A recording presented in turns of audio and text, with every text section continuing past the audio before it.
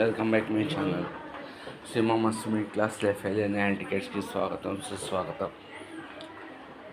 Love, నాది love failure అన్నీ అంటారు. అసలు లవ్ అంటే ఏంటి? సినిమాలో ఎన్నో వచ్చాయి. ఇంటర్ క్యాస్ట్ లవ్ అని, లవ్ మ్యారేజెస్ అని, ఇంట్లో రెచ్చిపోవడం, తొలి ప్రేమ అని, నువ్వు నేనని, జయ్యమని, ఆర్య అని ఎన్నో సినిమాలు వచ్చాయి. అందరూ అంటారు నా ఫస్ట్ లవ్ ఫెయిల్యూర్. అదే ఫస్ట్ లవ్ ఎలా ఫెయిల్యూర్ అవుతుందండి? మన వరల్డ్లోనే ది బెస్ట్ ఫస్ట్ లవర్ ఎవరో తెలుసా? మన అమ్మ నాన్న మనం లవ్ చేస్తాం, అది ఫస్ట్ లవ్ కాదా? దాని మించిన ఫస్ట్ లవ్ వాళ్ళు ఇచ్చిన అడ్వైస్ లాంటివి ఎవరికైనా ఉన్నాయా? అమ్మ నాన్న ఇచ్చినంత గొప్ప అడ్వైస్లు ఎవరు ఇవ్వరు.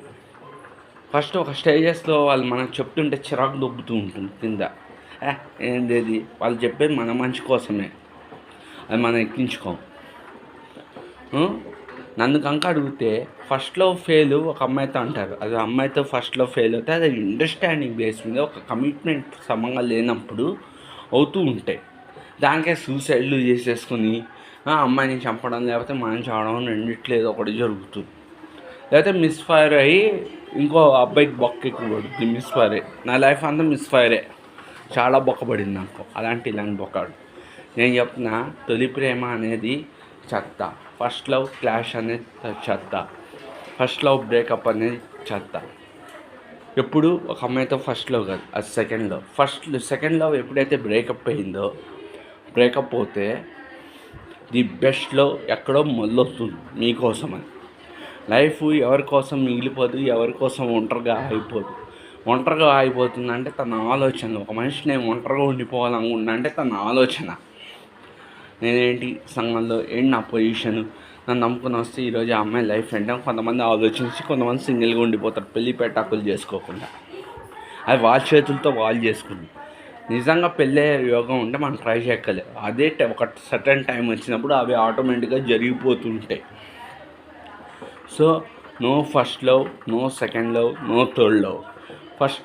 ఈ సెకండ్ లవ్ ఎప్పుడైతే ఒక అమ్మాయితో బ్రేకప్ అయిందో ది బెస్ట్ లవ్ అనేది అక్కడి నుంచో మొదలవుద్ది. ది బెస్ట్ లవ్ అని కొంతమంది ఉన్నారు. అంటే నేను అందరినీ తప్పట్లేదు, నాకు జరిగిన చుట్టుపక్కల ఇన్సిడెంట్స్ గురించి చెప్తున్నా. నా చుట్టుపక్కల ఏంటంటే మ్యాక్సిమం అడ్వాంటేజ్ తీసుకుని విడిపోయే వాళ్ళు కొంతమంది ఉన్నారు. కొంతమంది ఆ అడ్వాంటేజ్ తీసుకుని త్రూ లవ్ కానీ ఇంకొంతమంది ఉంటారు.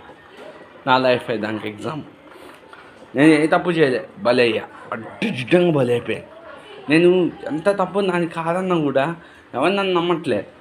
ఇప్పుడు నమ్మారు. ఒంగోలు ఇంకో దరిద్రం వచ్చింది నాకు. నా మూలంగా వెళ్ళిపోయింది రాజుగాడే నాకే అగేన్స్ట్ సైడ్. వాడు మొత్తం వాడికి ఇవ్వాల్సిందంత ఇచ్చిన తర్వాత మళ్ళీ వాడే ఒక 3 years తర్వాత ఫోన్ చేశాడు అమౌంట్ కోసం. బాగా తిట్టాను. ఒకటి అవసరంగా ఆడుకొని వదిలేసే వాళ్ళు 100 మంది ఉన్నారు. కొంతమంది అవసరాన్ని గుర్తించి వాడుకునే లవ్ నటించే వాళ్ళు ఇంకొంతమంది ఉన్నారు. నా కళ్ళ ముందు జరిగిన ఎక్కువ ఇన్సిడెంట్స్ ఇవే. నన్ను కనుక అడిగితే తొలి ప్రేమ అనేది లేనే లేదు. అమ్మ నాన్న మన మీద ఇచ్చే ప్రేమ, వాళ్ళు చెప్పిన మాటే మనకి ఇంపార్టెంట్. ఒకటి, నేను మా ఇంట్లో ఒక ప్రాబ్లం వచ్చాను. మా ఫాదర్ని అడిగా. ఆయన అన్నాడు ఆడేం చేయడు పెట్టాడు, ఎందుకు వాడి దగ్గర బొక్క అని. నేను మా నాన్న చెప్తున్నా కూడా ఎంత హెల్ప్ చేయించుకున్నాడు, మనం ఏమైనా అతను ఆస్తి అడిగామా, ప్రమోటింగ్ ఒకటి అడిగా అంటే వేస్ట్గా వద్దని. వాడు నిజంగానే పెద్ద వేస్ట్.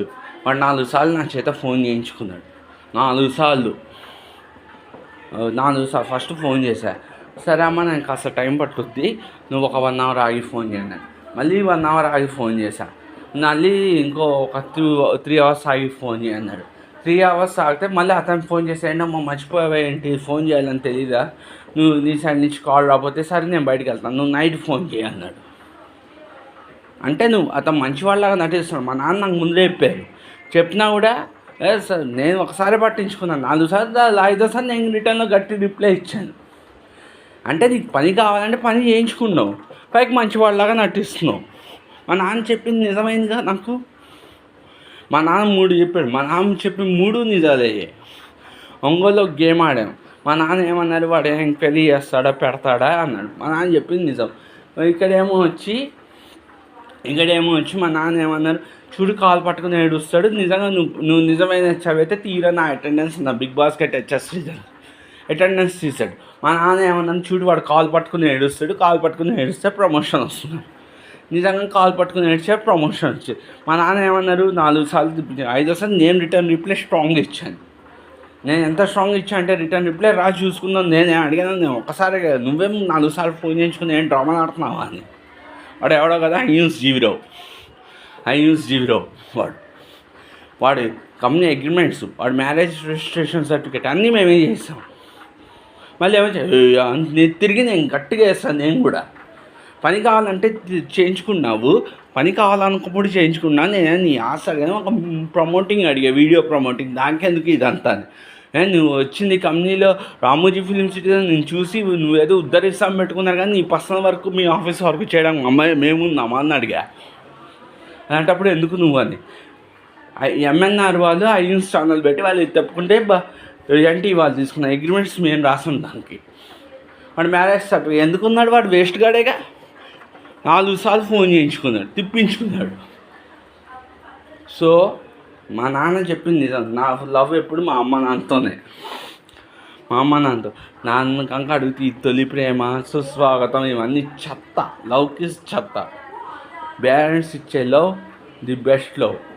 మీ లవ్ ఎప్పుడైనా బ్రేక్ అవుతే ది బెస్ట్ లవ్ అనేది ఎక్కడి నుంచో మొదలవుతుంది. తొలి ప్రేమ అనేది చెత్త, తొలి చూపు అనేది చెత్త. కొంతమంది లవ్ ఫెయిల్యూర్స్ ఉన్నాయి, కొంతమంది ఇష్టపడి చెప్పలేని వాళ్ళు ఉన్నారు, లోపల మౌనంగా బాధపడి వాళ్ళు ఉన్నారు. నేను ఎవరిని కించపడదామని, ఎవరిని అవమానించుదామని నేను వీడియోస్ చేయట్లేదు. నాకు జరిగిన ఎక్స్పీరియన్స్ చెప్తున్నా. నాకు జరిగిన ఎక్స్పీరియన్స్, నా కళ్ళ ముందు చూసిన ఇన్సిడెంట్స్ ఇవన్నీ చెప్తున్నాను. వీడియో నచ్చితే లైక్ చేయండి, సపోర్ట్ చేయండి, ఛానల్ సబ్స్క్రైబ్ చేసుకోండి. రాజ్యాంగం నాకు ఇచ్చి నాకుతో నేను ఈ వీడియో చేశాను. ఎవరిని కించపరచుదాం కానీ, ఎవరిని అవమానించుదాం కానీ నేను ఈ వీడియో చేయలేదు. Thank you very much.